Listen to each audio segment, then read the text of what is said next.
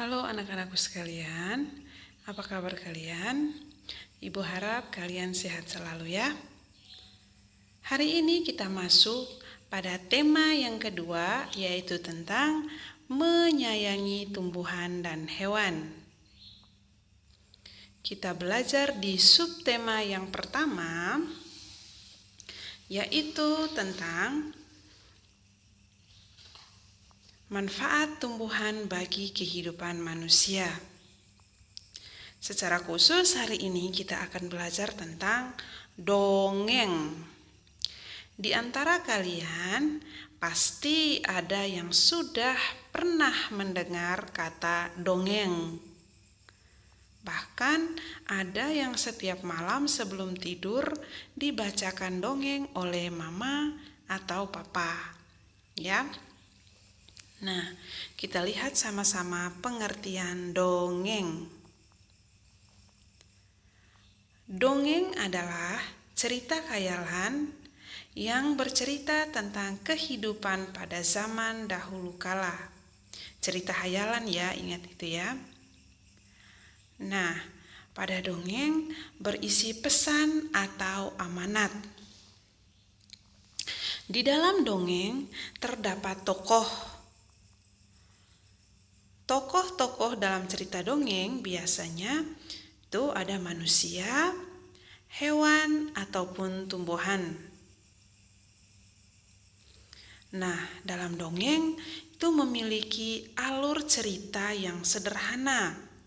Alur itu apa sih? Nah, kita lihat sama-sama. Alur adalah rangkaian peristiwa dalam cerita. Dongeng yang terkenal di Indonesia itu contohnya adalah Lutung Kasarung, Bawang Merah dan Bawang Putih, ataupun dongeng tentang Malin Kundang.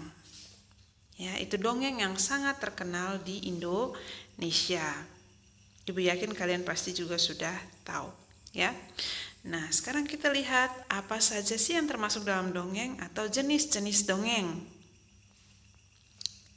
Nah, jenis-jenis dongeng itu yang pertama myth atau orang Indonesia biasa menyebutkan dengan mitos. Ya. Nah, myth adalah cerita dongeng dengan latar belakang sejarah yang mengandung hal-hal ajaib dan dianggap suci. Yang kedua, jenis dongeng yang kedua adalah fabel. Fabel ini adalah cerita dongeng yang tokohnya adalah hewan dan menceritakan tentang kehidupan mereka, tentang kehidupan hewan tersebut ya. Biasanya pada cerita fabel ini hewan bisa berbicara, ya seperti manusia. Jenis dongeng yang berikutnya ada legenda. Legenda adalah dongeng mengenai peristiwa sejarah, suatu nama daerah, atau asal-usul daerah. Yang berikutnya ada hikayat. Hikayat adalah dongeng yang menceritakan kehebatan atau kepahlawanan seseorang. Dan yang kelima ada parabel.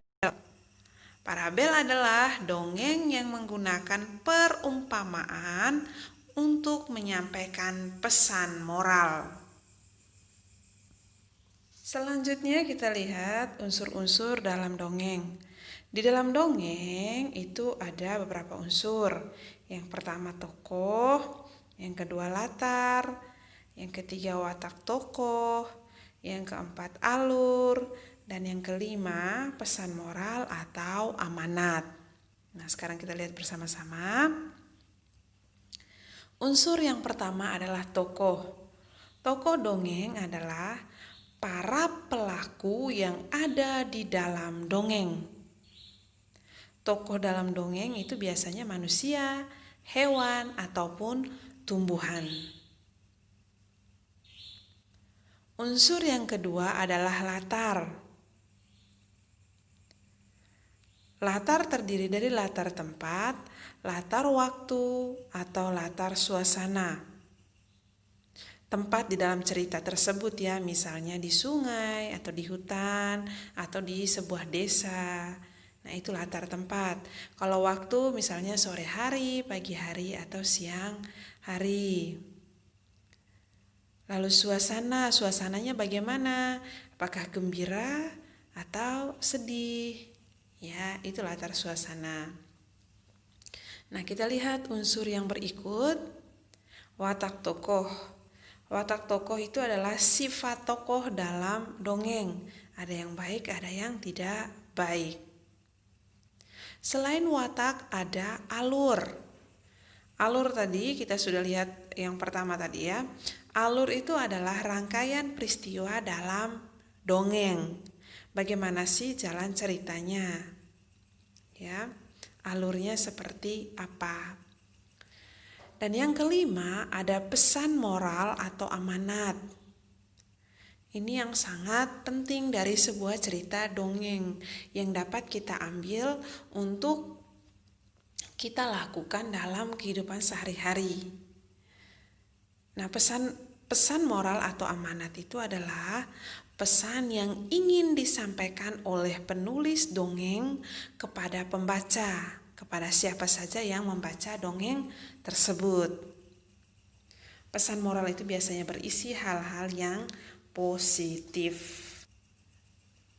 Nah, selanjutnya kita lihat karakter tokoh dalam dongeng.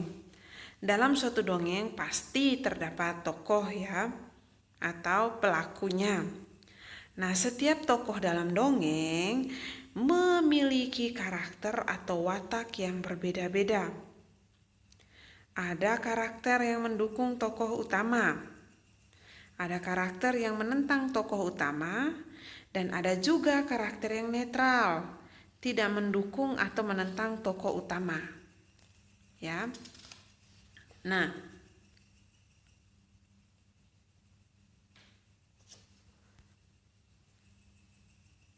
karakter tokoh dalam dongeng dapat ditemukan dengan yang pertama, disampaikan secara langsung oleh pembuat dongeng.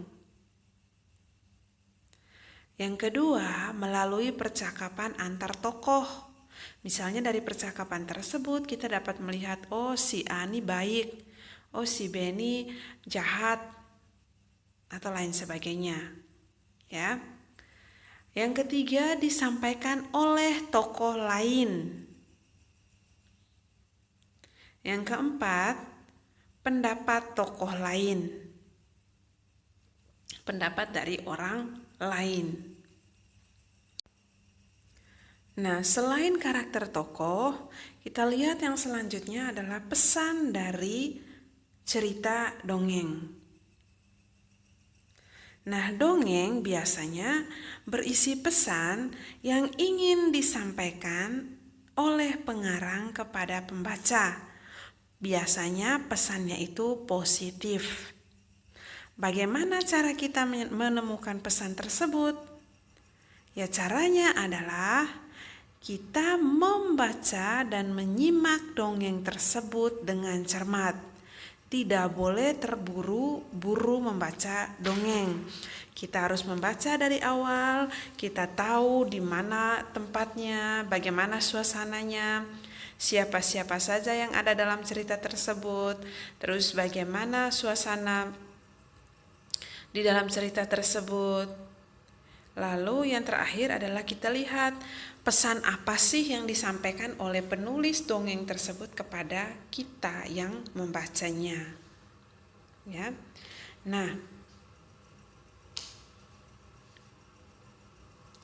kita juga dapat menceritakan isi dongeng berdasarkan gambar seri.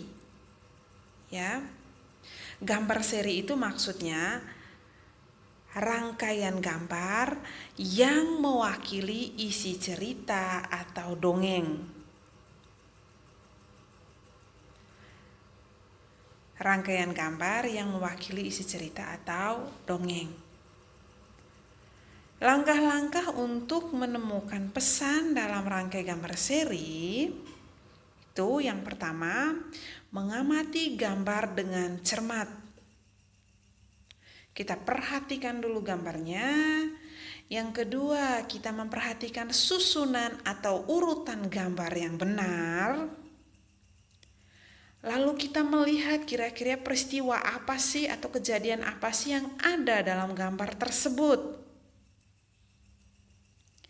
Setelah itu, baru kita menemukan pesan dalam rangkaian gambar yang membentuk sebuah cerita.